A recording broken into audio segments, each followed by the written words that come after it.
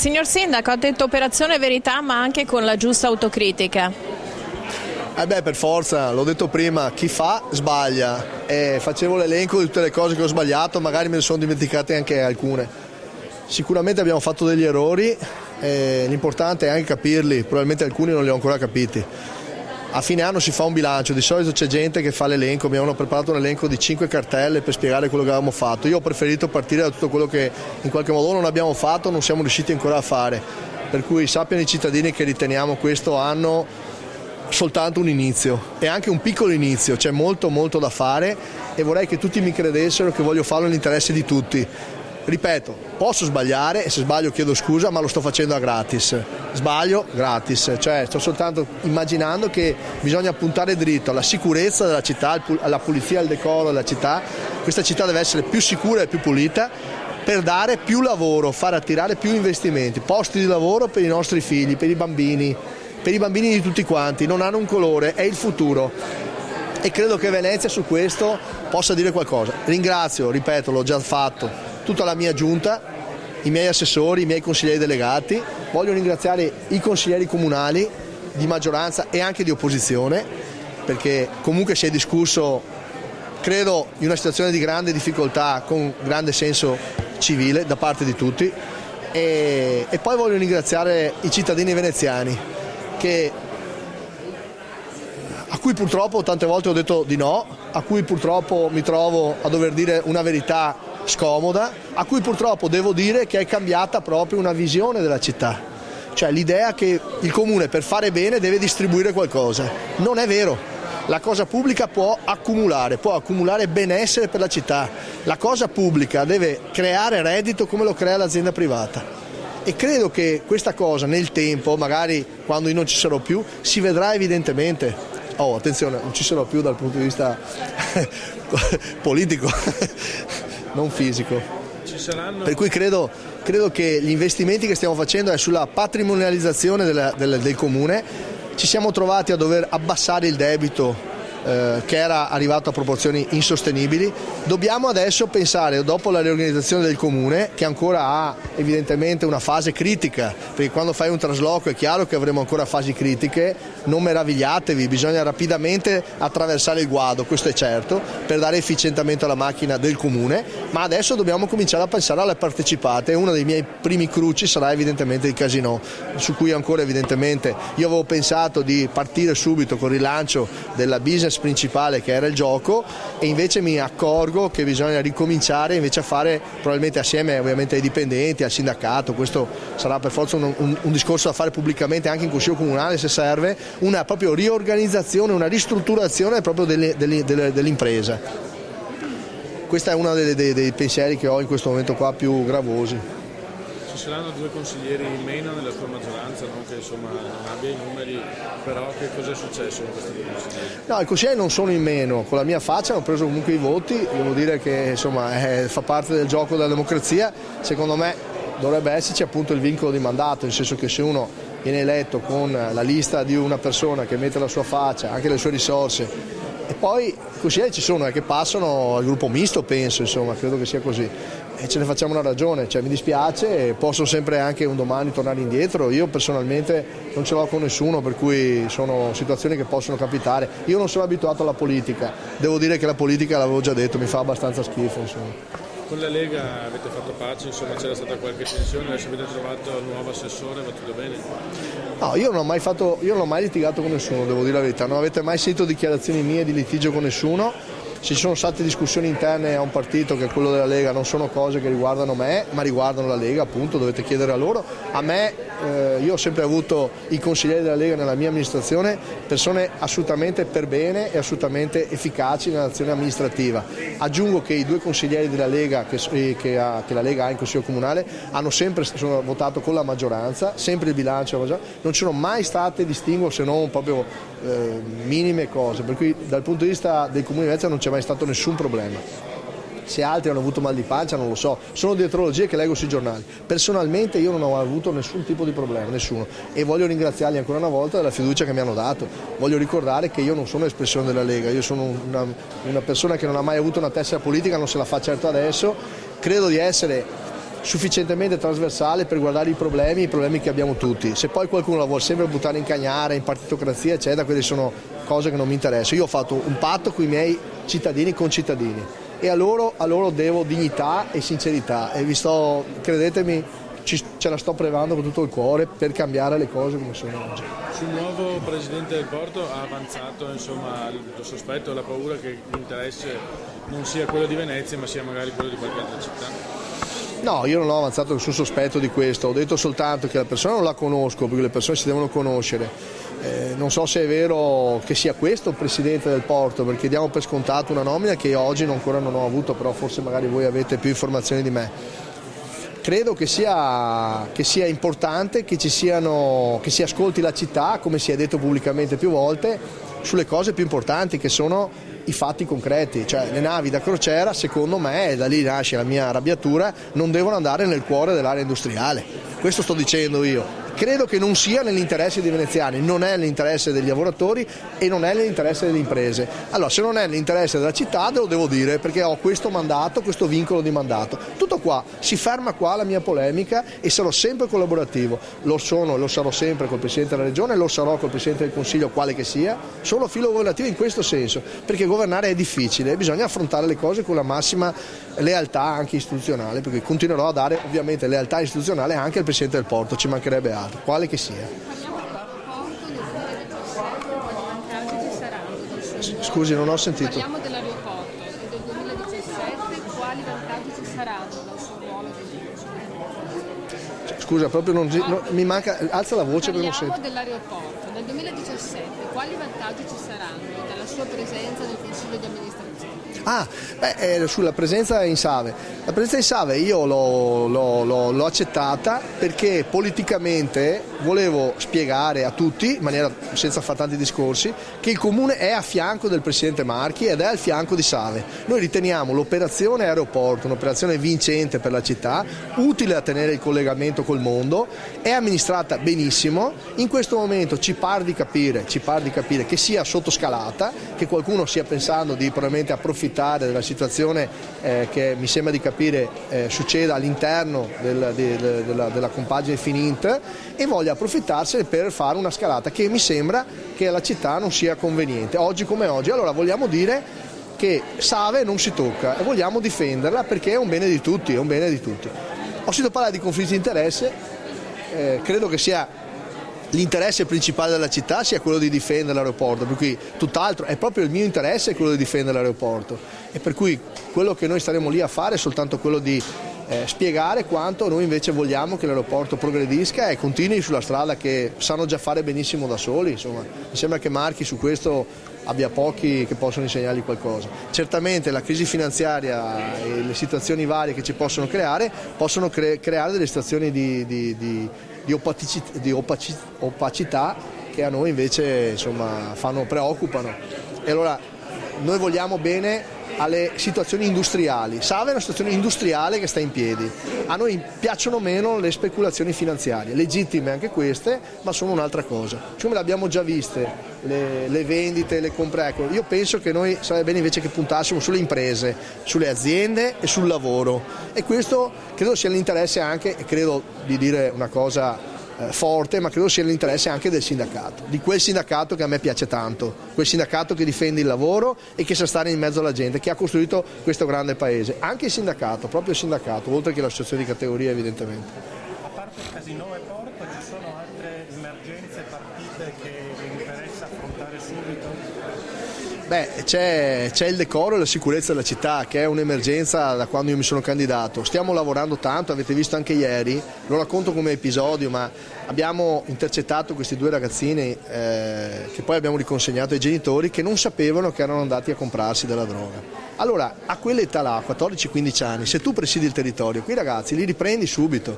Se la famiglia assieme non vogliamo tirare addosso la croce a nessuno, perché ci mancherebbe altro, chi è padre di famiglia sa i problemi che ci sono tra i suoi figli, ma è qui che c'entra la collettività. Assieme dobbiamo aiutare quei genitori, gli insegnanti a scuola, anche i ragazzi stessi, i loro compagni, a spiegare quanto potrebbe essere drammatico un percorso verso la droga. Questo è il punto, per quello parliamo di sicurezza, non come idea punitiva o la chiusura degli spazi di libertà come qualcuno mi ha accusato, ma è quello di prendere invece il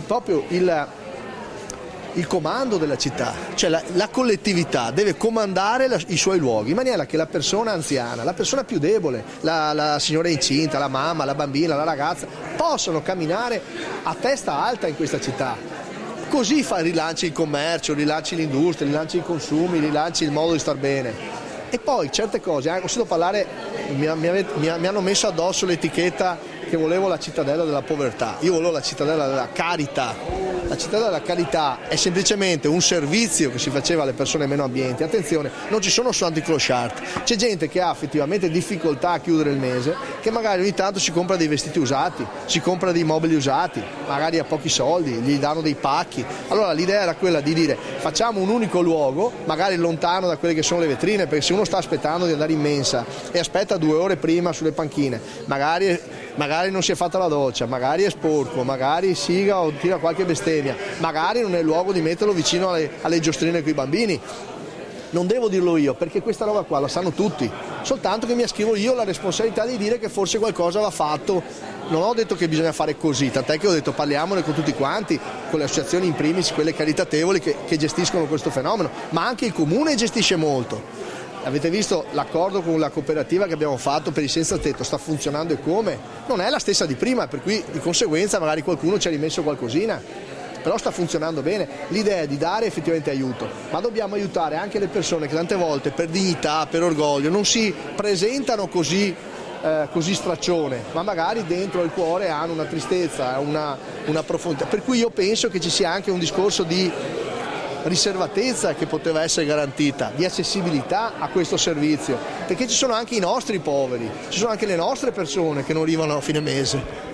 Ecco, io pensavo a questo, e se questo si può fare assieme, tutti assieme, senza nessun tipo di diktat, che per carità del Signore io sono l'ultimo, il comune darà una mano, cioè tutto qua, ne parleremo con calma e senza nessun. Però questa è un'altra delle cose che mi interessa affrontare, perché questa città ha tutto il diritto di vivere, ha il diritto come grande città del mondo, ha diritto di vivere e far tornare a vivere i cittadini in maniera normale. Precari e mobilità sono situazioni risolte oppure ci sono ancora margini?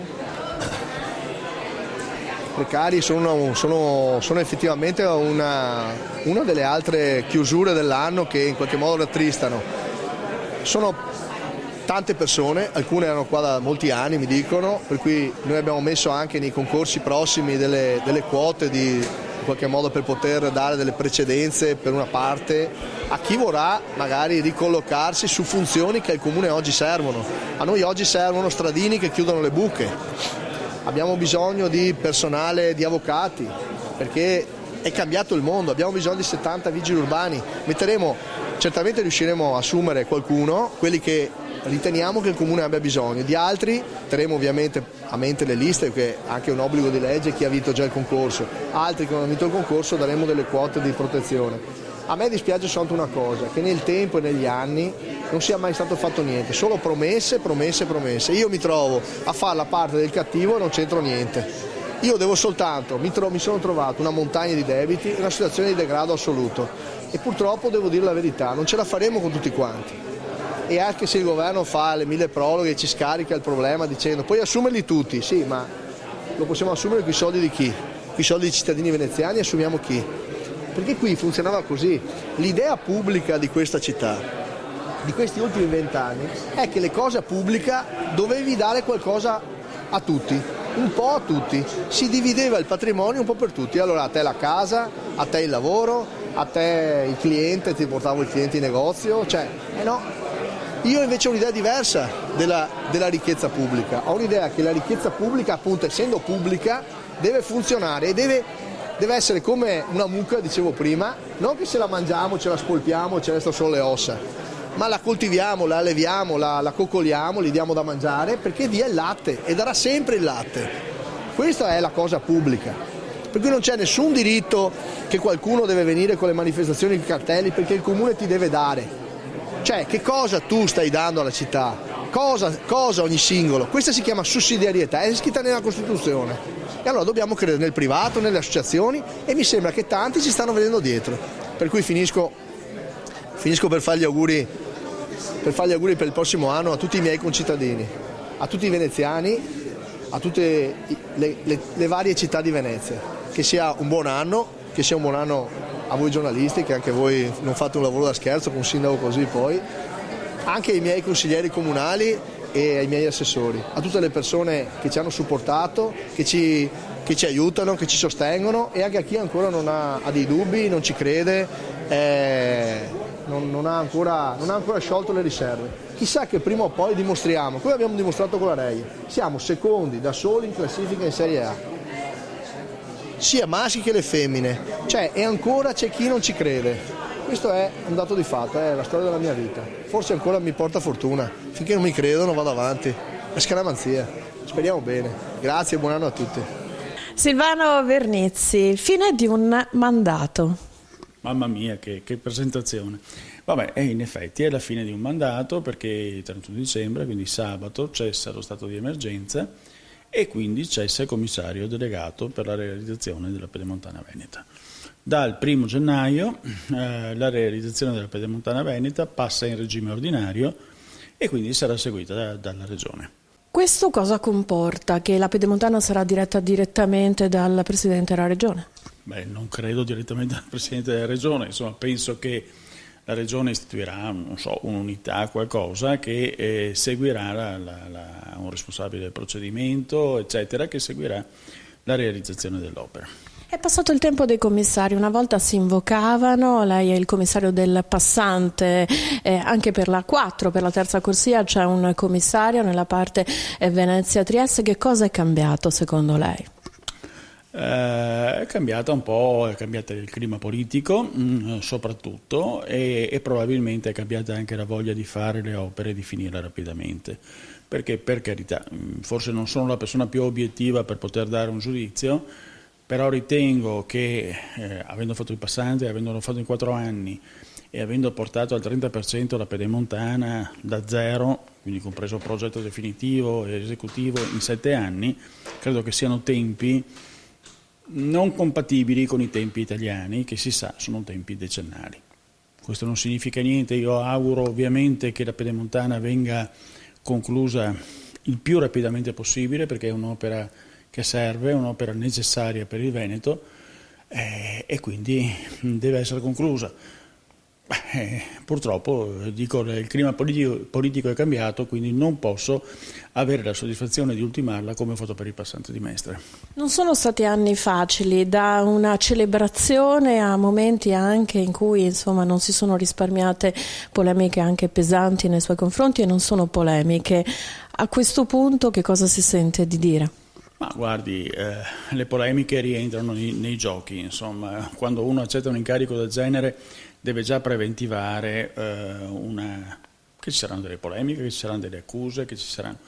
Quello che mi pare più strano è quello che sta succedendo ultimamente. Ho letto ultimamente alcune posizioni, per esempio dell'onorevole Domenech, che è rappresentante del PD, quindi di un partito che ha la responsabilità di governo.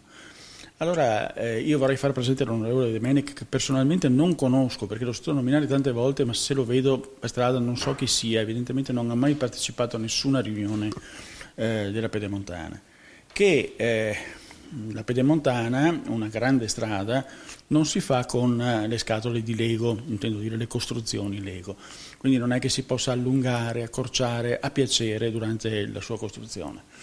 Questa è una strada il cui progetto è stato approvato nel 2006 dal CIPE, allora erano tutti d'accordo, è stata approvata da 35 su 36 sindaci interessati dal tracciato nel 2010 come progetto definitivo, quindi un consenso territoriale che credo non abbia precedenti. Allora mettere in discussione oggi il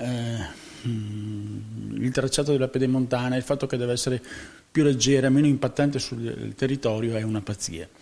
Oltretutto, posso dirlo tranquillamente, io ho visto più volte in questo ufficio l'ex capogruppo del PD, Alessandra Moretti, che mi ha sempre detto che l'opera va bene e che bisognava completarla nel tempo più breve possibile per il bene del territorio, insomma, dei vicentini soprattutto.